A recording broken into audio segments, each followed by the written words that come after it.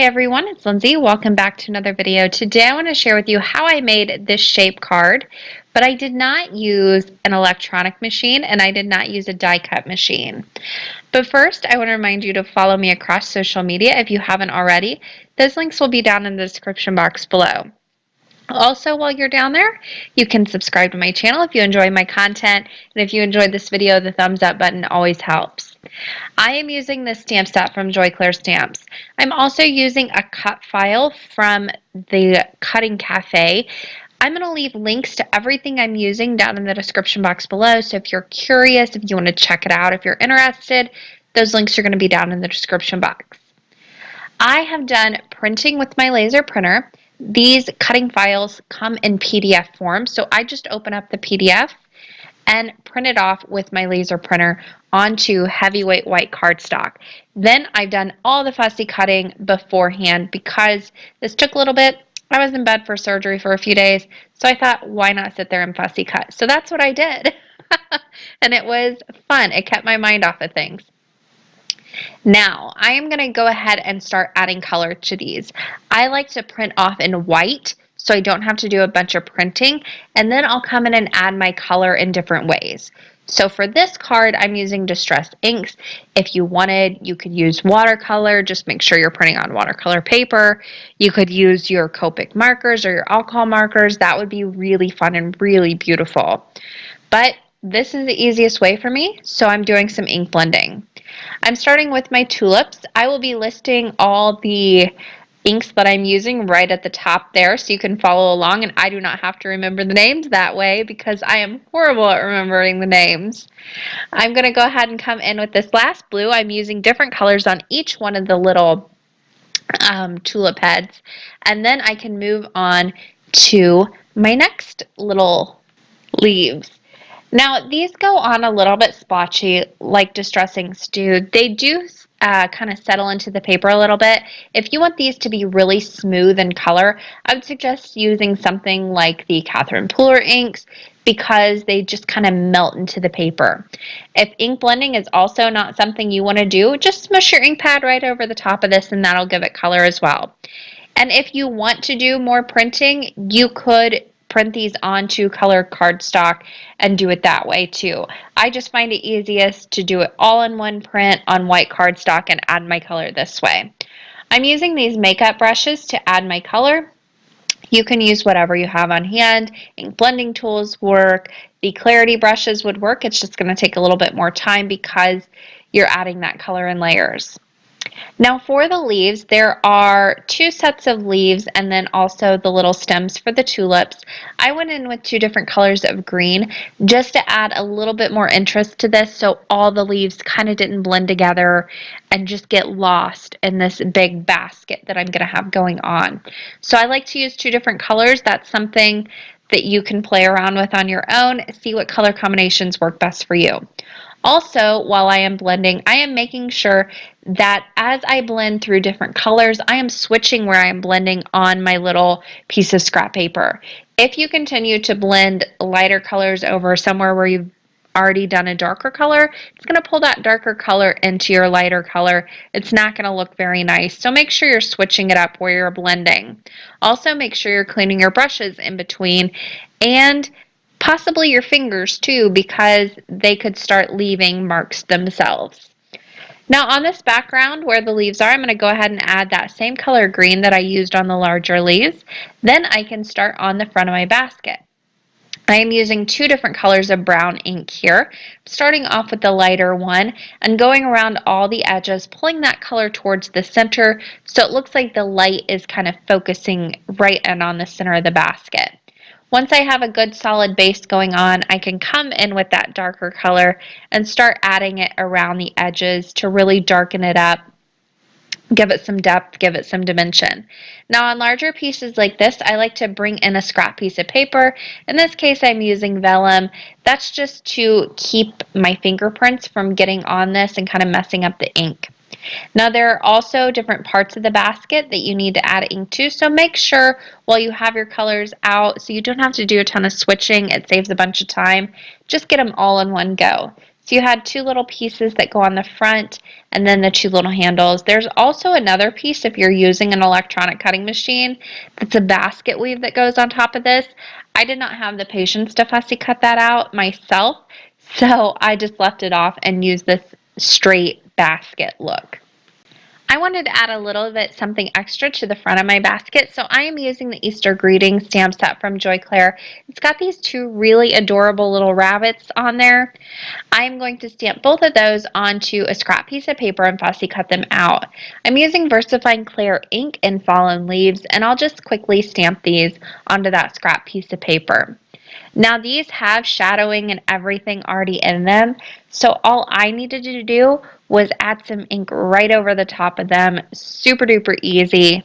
I'll show you how I did it, and added some color too on top of that. So I stamped those out very quickly. Then I brought in that same Walnut Stain ink that I used on the basket. I'm using a very tiny little makeup brush here to come in and add that color onto the rabbits. I'm coming in from just one side because I want to add a little bit and keep with those shadows that are already in the stamp. So wherever it was the darkest when I stamped, that's where I'm going to start my ink blending and then go in and up from there. That just allows me to keep the color focused and kind of keep those shadows how they look whenever you stamp the image. Now I used the ink to go ahead and stamp them out, but I wanted to add a little bit of pink to their ears and their cheeks and their noses, and then also the little bunny girl rabbit has a flower crown on her head, so I wanted to add some color to that. What I did was just use a colored pencil and very quickly covered right over the top of those inks and used my finger to kind of blend them out. That is something that I used or that I learned from Barbara Gray. When she does her colored pencil blending, she just kind of uses her finger to blend them out, which works really well, especially over the top of inks. I added a little bit of white back to their little eyes with my gel pen. Super duper simple. The only thing left to do was to go ahead and fussy cut them out.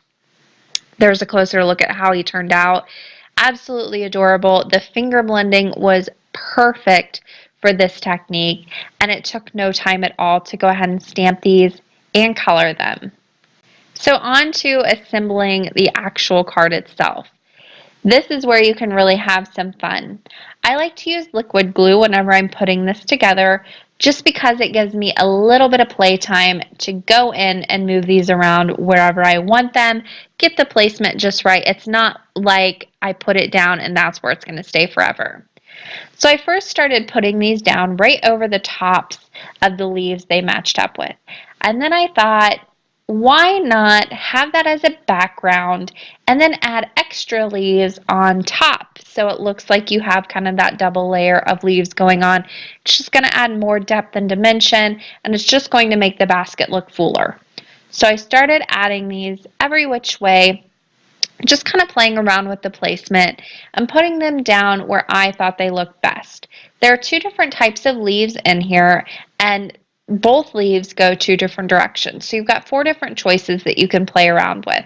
You don't have to use them all, just whatever you think looks good, and when you're happy, you can stop. Don't think that just because it's on your desk and you cut it out and you added the ink that you have to use it. That is something that I used to do a lot of, but then things would look too crazy, too overcrowded. So whenever you're happy with it, just stop. You don't have to use it all. And to help you know when to stop, continue placing that basket piece over the top. That's going to help give you a good idea of how things are going to look when you're done. Now I started to put the tulips together. So each little stem will get the tulip top right on top. I just added a dot of glue, overlaid the tulip right on top, and then I'll put an acrylic block on top of these to hold everything in place. That way everything glues really securely. Now there were 5 of these tulips. You could print and cut off more if you wanted to, but I found 5 to be just the right number to make this look really nice. While those were drying, I went ahead and attached the basket handles. I did attach the 2 little strips to the basket as well, again using liquid glue. I'm using my hole punch to put 2 little hole punches right on the top of the basket. Then I'll put both basket handles on with glue. The actual brad that's going through these is not going to do any holding. I didn't want to have that be the main thing holding these on because the area around that punch is so thin. If these rip, I wanted to make sure that they stayed put. So I added a little bit of glue onto the backs of those handles, place them down, and then I can go ahead and stick the brads right through them once they've dried.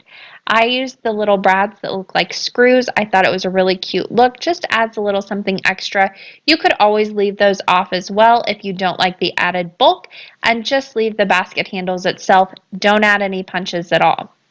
Now it's time to start putting in the tulips. I like to work kind of in I guess not really layers here, but while something's drying, I'll move on to the next project. So I'm not wasting any time waiting on things to dry. So once I had the basket drying, it's time to start putting the tulips in. While I had the tulips drying, it was time to start putting the basket together. So continue to move on, work on different pieces, especially when you're working on a card like this. Now I put all the tulips on, and at this point I thought I would use some of those leftover leaves just to add a little bit more layering to this, make it look a little bit more full, make it look like it's not all one single layer that you put in. So I didn't put just the leaves in, I didn't put just the tulips in on top of that. It gives it more of a nice full basket look. There's a closer look at those tulips in the basket. I love the way those turned out with the distress ink. I think they're absolutely gorgeous. Now once I had those in place, it's time to put the front of the basket on. Now I did add the little brads to that. Again, those aren't holding anything into place. They're just there for the looks. You could completely leave those off and just not add the hole punch. I have put a bunch of liquid glue on the back of that and then made sure that was in the right spot. I'm going to tuck those tulips in front of the basket handles, and there is a closer look at that all put together. I think it's so adorable. And as long as you just take your time and kind of work in, well, like I said, something's drying, go on to the next thing. It doesn't take too awfully long if you're not waiting on things to dry. Now there were those tulip leaves left, so I'm going to continue to stick those in just wherever I think it needs a little bit of extra green. And these are a different color of green than the flowers or the leaves that are already in there, so it adds that extra layer of depth. Again, I'm using liquid glue, just tucking those in, and then I'll place an acrylic block on this to dry, so everything's going to stay nice and secure. Now I'm only putting the liquid glue on the very bottoms of all of these leaves. That way the tops are going to kind of stick up. They're not going to be glued securely down. That's just going to help with that more full look that I want going on with this basket. There's a closer look at it all ready to go, and this will sit right on top of that shaped card base that I cut out from the cut file too. But I need to add a sentiment first. I didn't want to cover up any of the work, so I went to my go-to, my vellum sentiment strip, and I will be stamping from the Easter greetings stamp set. Excuse my head. I'll be stamping spring greetings right on top of that. I did prep my surface with my anti-static tool, and I'm using my Versamark ink pad to stamp down this sentiment. Now I didn't want to go with a gold, I didn't want to go with a silver embossing powder, so I picked up this liquid platinum embossing powder from Ranger. It's kind of the perfect blend between a bronze, a gold, and a silver. It's not any of them, but it has kind of everything you want from all of them. I gave it a good shake because this isn't something I use a lot of, but it's something that I'm so happy to have when I need it, especially in cases like this. So I went ahead and sprinkled that right on top of the sentiment, gave that a good heat set, and there's my little sentiment strip all ready to go. This is one of my favorite tricks, stamping on vellum. That way you don't cover up any of the work you've done. It's just going to kind of dull that background on the basket, but I think it gives such a nice look to the sentiment. I'll go ahead and wrap that around the sentiment. I don't like to cut mine down. I just like to wrap and then glue from the back, which I have some just strip adhesive on the back of there. I can cut off the little excess and it's ready to go. It's glued on there. The last thing to do for this was attach my little bunnies. I put some fun foam on top or on the back of them foam tape on the back of them, and I'll pop them up on both sides of the sentiment in the front of the basket. So this has a lot going on it. It is very heavy. This is one of those cards you're going to want to add quite a bit of postage to if you're going to mail it. You're also going to want to add a very strong and a lot of adhesive on the back of it when you glue it onto the card base. I am using a liquid glue. This is the Imagine On Point glue. It's what I've been using for this whole card, but you're going to want to use a lot because, again, it's heavy. So you want it to stick. You don't want it to fall apart. I'll go ahead and line it up with that shaped card base. Go ahead and put an acrylic block on top of that. Make sure it's nice and secure before I start moving it around. And again, if you're going to mail this, add that extra postage. It is a heavy card, but it is so beautiful. I love the way that it turned out. It was worth all the extra work. Again, I did this all with fussy cutting. Super duper simple. I didn't need any extra tools that I didn't have already. One final look at this shape card, and that is going to do it for me today. I hope you guys enjoyed this video. There are going to be links on the left side of your screen you can click on. Don't forget to subscribe to my channel if you haven't already. Links to everything I used are down in the description box below. Thanks for watching and happy crafting!